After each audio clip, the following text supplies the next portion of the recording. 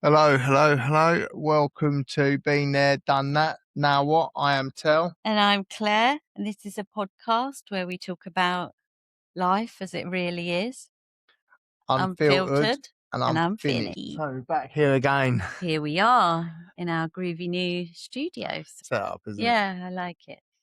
And so this week we were thinking we talk about relationships, which makes me feel a little bit, Yeah. but it's so much, of Relationships everything. and ADHD. And I heard a few years ago, and I do repeat this to a lot of people because it seems to be very true. Oh, do you mind?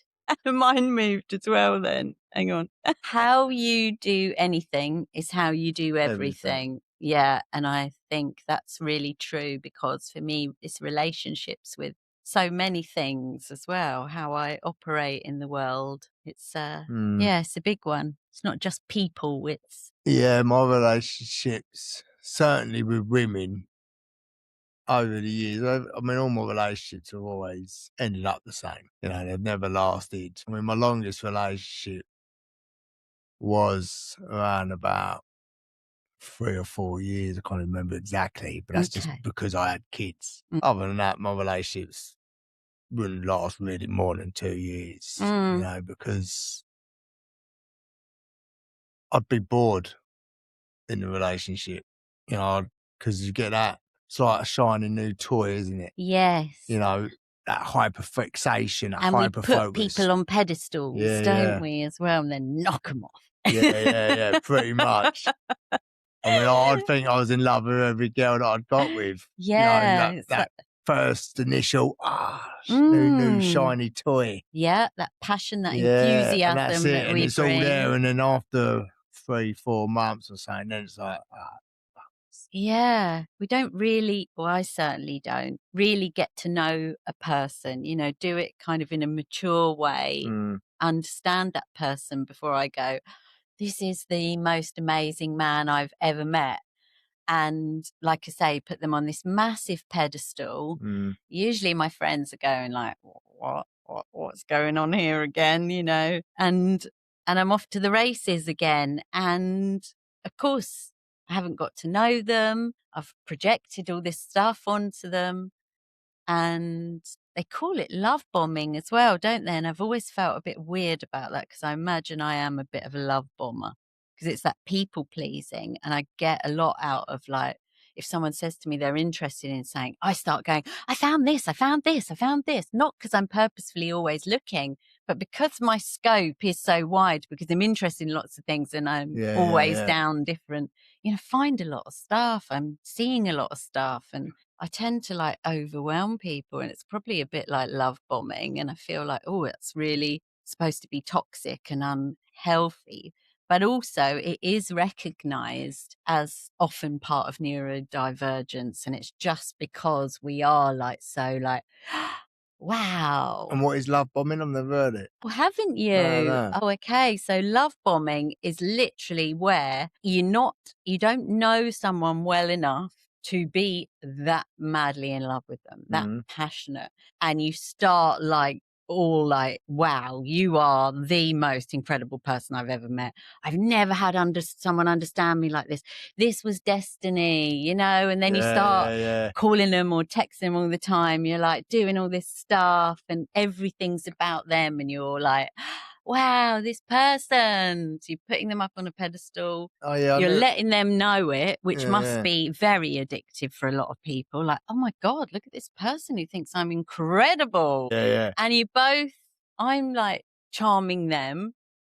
And it's like you say, I don't know if I would like say I'm getting bored of them, but there is definitely a moment where the shine wears off, and I see them for the man they are, rather than not deficit. Just for any of my ex-girlfriends out there, there's a few.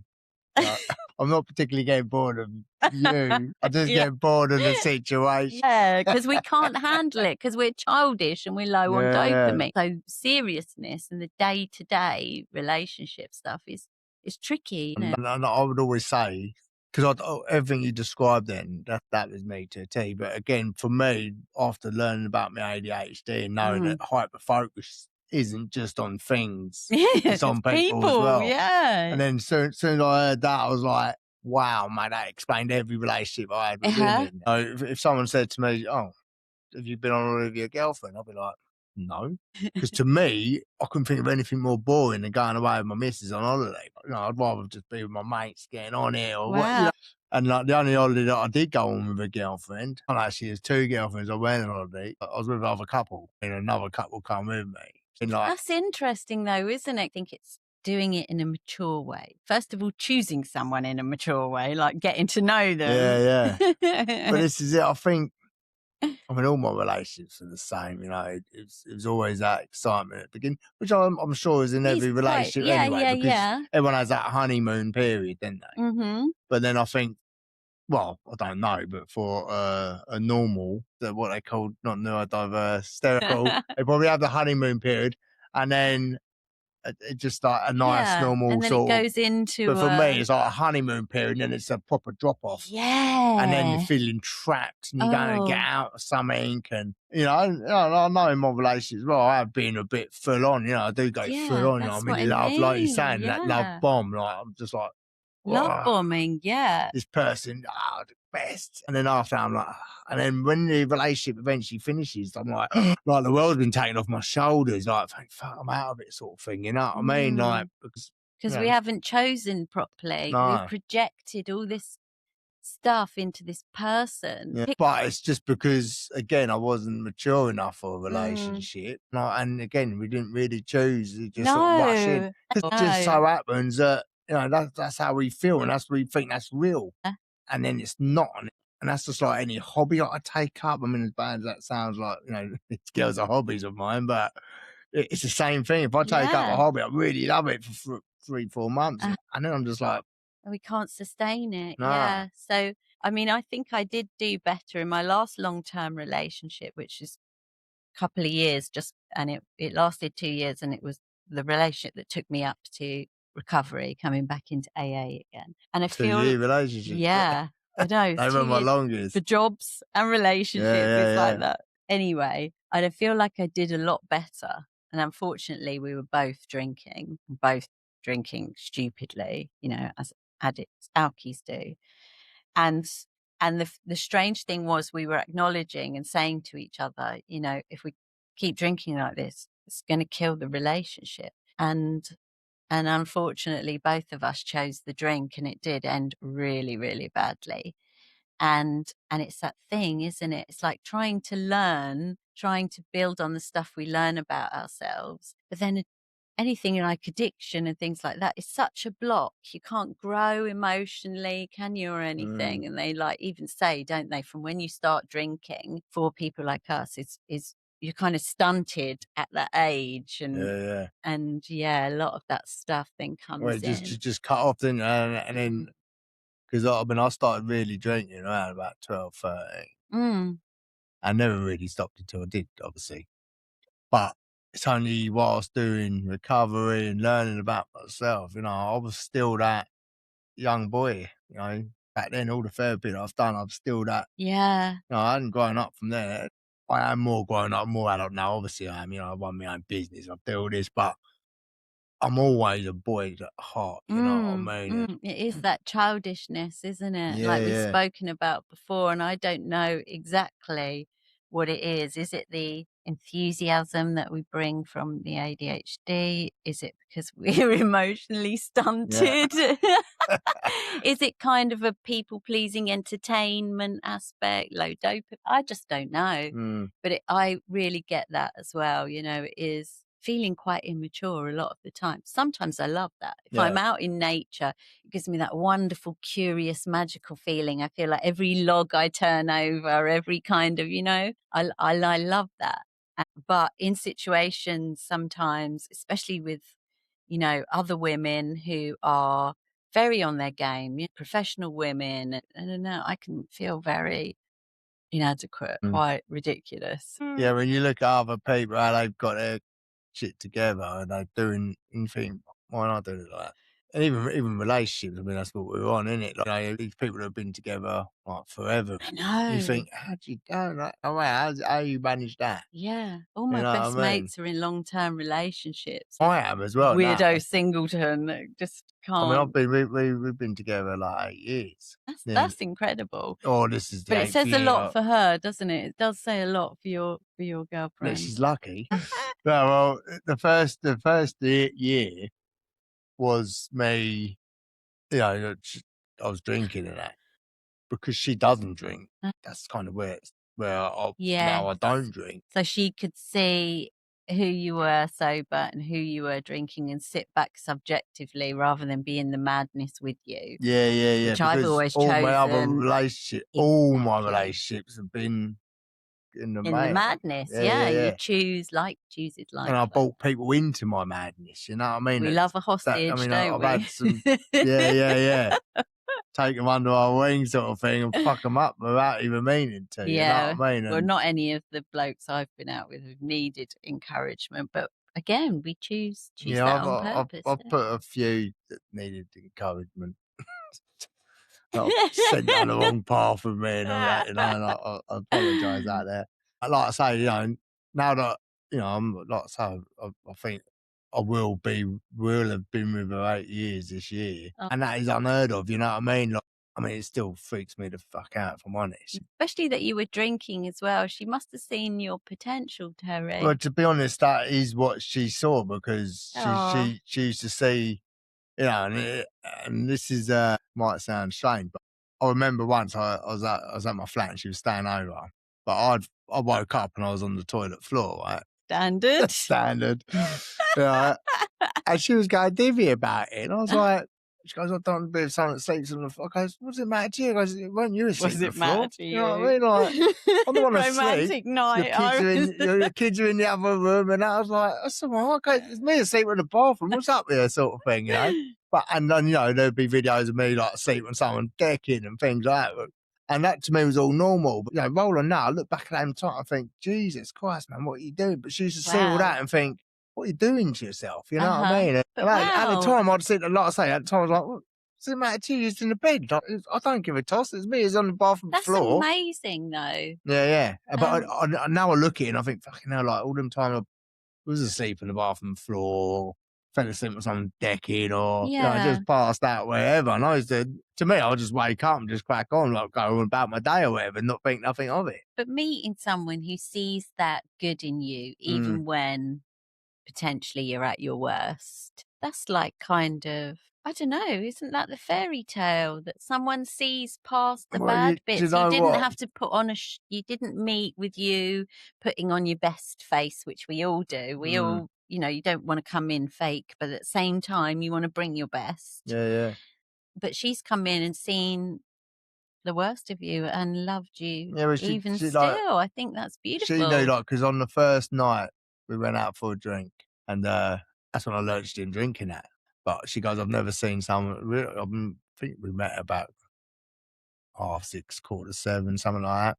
She come and pick me up. I'd already had a couple of joints and a few beers beforehand at my house. And she goes, I've never seen someone drink so much. I was like, by every 5 minutes, pint. And I kept going, oh, you don't drink that? All right, pint. Just kept How going was back. that, being out with someone that doesn't drink? To be honest, that was the first night, you know what I mean? First date. So to me, it was good. I loved it. You know, I didn't have to buy them drinks. Or drive home? Yeah, it was perfect. You know what I mean? But we had really honest conversations and that. And she said from that first, even though she was like, wow, this man can drink, she's also like, you know, there's something about me. You know? And Aw. then she like, because she could see that there's more to me than what I was doing and that. You know, and there ain't no, you know, there's no way, had I not met her, I would not be drinking now.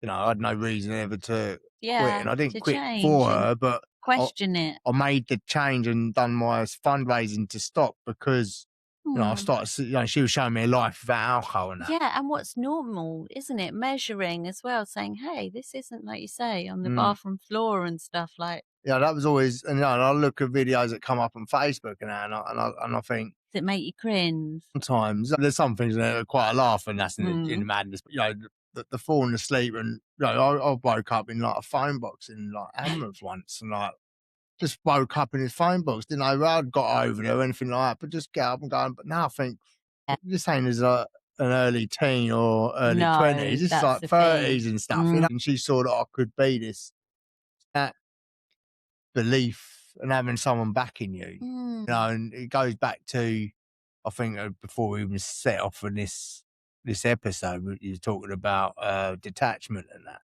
Mm. My mum leaving me when I was younger, Yeah. detachment there, which bred into all my relationships, Uh-huh. which I didn't know about until therapy. But not having somebody there that's behind you and pushing for you and rooting for you Mm. is massive. Huge, 'Cause I've isn't it? never That's had what I that. mean. You It's know what like I a mean? fairy Yeah, tale. yeah. That's what I just think, wow, that is so lovely.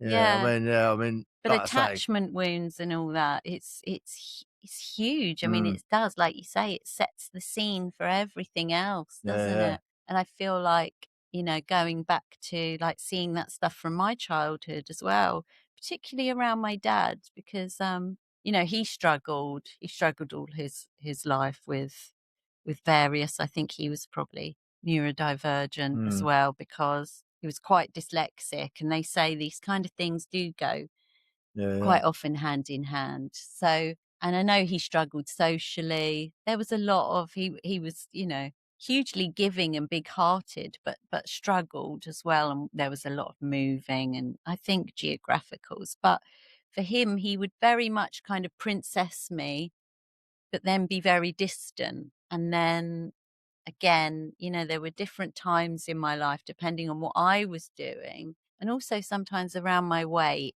as well. I think he had some issues with fat. I think because he was a chubby kid and he felt very uncomfortable.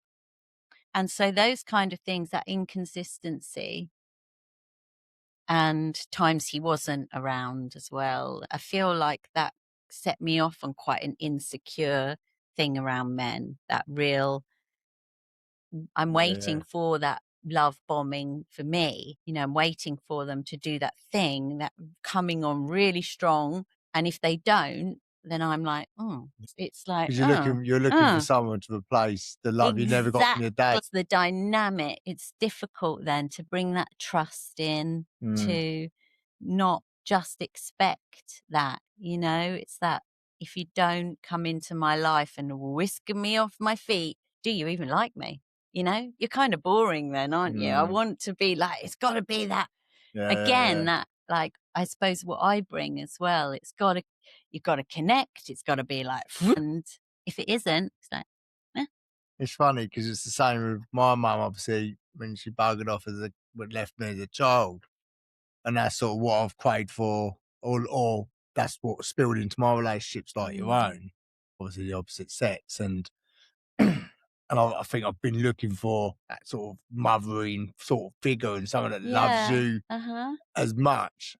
But then when I did find the girls that loved me as much, it was too much.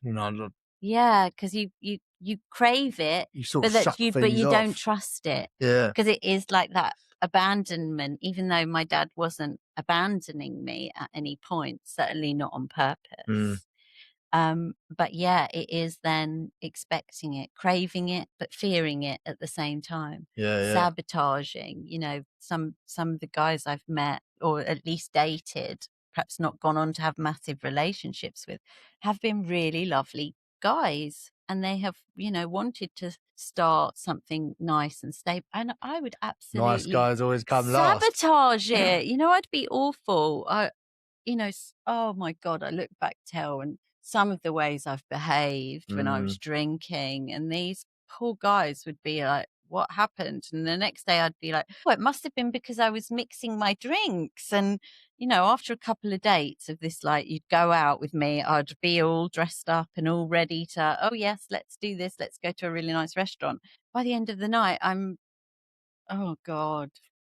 Oh, just awful, just horrendous. I just remember like one of the dates that's come back to my mind now. I'm thinking is this lovely guy, really good looking. He was in the army. It ticked all the boxes, really like drop dead gorgeous. And on our like third or fourth day, I was drunk and I had like a mini skirt on and I have vague recollections of trying to climb a wall singing Spider-Man. Like, what the what on earth? Like, who does that? It's just like the most bonkers thing, isn't it? And the next day, and then it's like after a few of these kind of dates where it's like, this is nuts, you know? No one's gonna put up with that, are they? It's just horrendous. And like I've had guys when I was younger calling up my mum when they didn't even know my mum and being like, I want to help her. How can I get her to stop? And it's like no one could. Yeah, yeah. But yeah, Spider-Man. What I dread to think. Oh my God. Did you get up the wall? I don't know that I did. And if I did, what a bloody sight that would have been. Me in a little mini skirt, probably killer heels. What on earth? Yeah, that's funny. I wish that's one of the things sometimes I'm so glad I do black out because a lot of it I don't remember. And it's bad enough being told Yeah, what yeah. you did. Thank God when I was younger like that, there weren't, people weren't walking around filming everything because people would have Yeah. definitely filmed that. I remember I was out with a girl and I was over the Anglers in Tedderton. And this is only, I've been sober now 7 years. This might have been about 9 years ago or something like that. A couple of years before. Anyway, and she was a bit younger than me. Because when I came out of prison, for some reason the younger sort of girls wanted to, like the younger than me, like, I suppose you were like I dangerous. lost a lot of weight and trained and that. Anyway, I was over the Anglers and I woke up. And I was quite smashed. I've been having a lot of smoke as well. I sort of woke up, thought, damn it, I've fallen asleep on her in the Anglers. Oh, you woke up in the pub? Yeah. Oh my God. She weren't there, and I was like, "What the fuck?" So my battery was dead on my phone, so I couldn't phone her. So I've literally sprinted home. I crossed Tedder and like into home, sprinted home. And back then, you had to wait for your phone to charge about fucking 5%. Phoned up, hello. She's going, all right. She said, well, funny thing is, I go, we're back in a minute. So I've run all the way back. It's bonkers, isn't it? I've got back there and I'm like sweating. I'm still fucked as well. I'm like, and she goes, yeah, you fell asleep. So I just left. I've been wondering about talking to people and that. I was like, right. Needless to say, we didn't hook up again after that. But that was a regular sort of thing. I'll do such stupid stuff. She's probably sitting there thinking, what the fuck? Like, hello? Yeah, that was again, just drinking, just not stopping. You know what I mean? Drinking and smoking and smoking. Yeah, nothing else mattered, did it? It was just like, I don't understand why as well, you know? And people would say to me, why'd you do this? Like, particularly police. And I'd wake up in the cells the next Oh, yeah, not morning. know why you're there. They'd be like, Yeah. but you're such a nice girl. Why are you doing this? And the most horrific thing, Terry, is that I had absolutely no idea.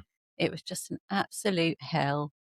And I know I joke about it saying I'm only going to have 2 drinks, but honestly, I thought it's going to be different tonight every time. And I just hated that it never was. And looking back, it's kind of pitiful. I really feel for that young me. Yeah. I feel like, oh God, addiction is a horror, isn't it? It is a horror show. And a lot of people have misconceptions. And, like my mum always says, actually, like my sister loves a drink and really loves a drink. But she can handle it perfectly, doesn't, and once in a while.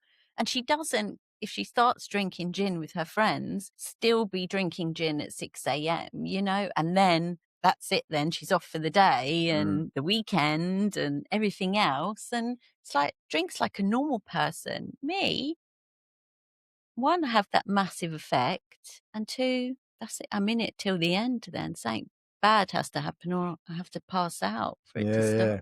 And it's remembering this stuff. Because I think the further you get away from it, the more you start thinking, oh, I'm all right. Yeah. I don't need to do those things. I don't need to. Well, just sitting now. I mean, a nice stable relationship. You know what I Yeah. mean? And Yeah. and we live together, and we've got And we do. questioning, you like you say now, and I think that's normal anyway. We're questioning the ADHD, the addiction, da da da da Yeah. da. But it's not playing with fire. That's the Good thing thing. I is, played with fire and yeah, really got burned. I would always do that as well. But now I've got someone, she understands me as well, because she worked at a pro school, so she dealt with all the Okay. ADHD kids and all that. So Ah, that helps, definitely. really, Find someone definitely. that understands you, Works, yeah. that works at school with ADHD kids, if you're ADHD like me, because that does help. Because even this Yeah. morning, actually, I've got to say it because it's quite.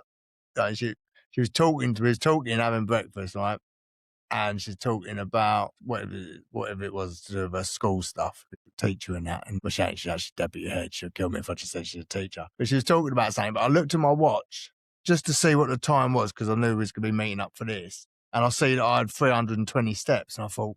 And in my head, I was like, right, so I've still got to do 10,000 steps. I've got to do my 4-mile run. I've got to do my gym, doing all of this. And she's talking away there, and I'm doing all that. And I was like, you've got to start again. She's like, I don't know. I don't know all the time. I goes, I didn't mean to. I just looked at my watch for 2 seconds. Yeah, and then went for the time. I see the steps. And so I explained to her all of that. I said, carry on. She goes, carry on. You ain't heard any of it. I've got to start again. I was like, yeah, sorry. Yeah, But that's the thing. Attention deficit. The clue's in the name, isn't it?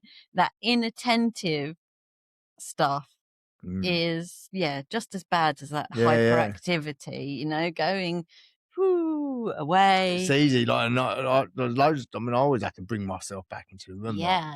I was having that discussion with a woman last night, actually. We were both saying it's so, particularly in groups, like the table, everyone was sitting around the table, and me and her were laughing because it's just like, whoo, off you go again. Like, whoo, she'd be like watching a screen that was over there. And it's just, it's easy. If someone catches my eye, I'm like over there, and I'm over there, and I'm up there, and I'm up there. So, and you're meant to be just, not doing life coaching. I've got to be, can't even remember the name of it. Listening. Yeah, and present. Yeah. But do you find that, because obviously with the counselling as well, I sometimes question myself, but actually when I'm in the room with just someone, just focusing on them, I feel like that hypervigilance and hyperfocus is actually a plus, because we do pattern recognition as well. So we're watching their behaviours and their stuff. We can work out patterns. And I am able to do that. And my girl said, well, if you could do it then, I can do it once. I think, all right. It's a different focus. It's just different, isn't it? You know what I mean? Because you're comfy, you're sitting there, you relax, you're not in that sort of mode, are you, with your butt? But because a lot of times she'll go, just stare at me because she knows I've gone. So when she does that, she's back in. I'm like, all right, I'm here. She sounds amazing, though. She sounds pretty cool. She's all right. She does. No, she has been. Great. She has been a massive. Well, played a massive part in where I'm at today. You know what I mean? And continue to. And now I do go on holidays with just me and my missus. Lovely. Sometimes I'm a bit bored sitting on the beach all the time, but sometimes as well, I can sit on the beach all the time and be relaxed, whereas I've never been able to do that before. That's a tough one. Sitting still like that on the beach. Some people are sunbathers, aren't they? I'm a beachcomber. I'll get up and go for a walk around and jump in the pool or something like that. I don't just disappear it's for hard, a bit. Isn't it? But there are times as well. I think the last holiday we went on, I went the last one because that was horrific. One before that, Egypt, I was able to really rest.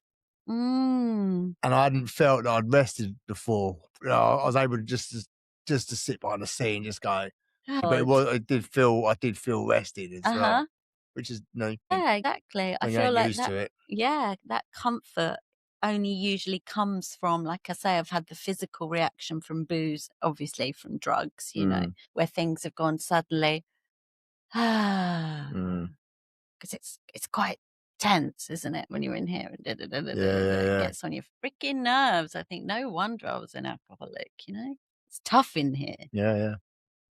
Anyway, it's been lovely speaking with you. Always good to talk. Like and subscribe, share this platform out and about with all your friends. Sharing and that. Is caring. Sharing is caring. We are talking about relationships here. Sharing with all your relationships. Please like and subscribe. Have we insulted anyone? Do you think it's been a bit close today? I think it's. If anyone's been insulted, we do apologise. No one's boring. It's us with the issue. Yeah. It's all us. It's not I you, was it's born. me. Yeah, that's it. It's not you, it's me. Good. Anyway, tune in for the next episode next week, and have a lovely day yourself, and Thank you. be kind to your relationship buddy. Don't sack him off because he's boring. No.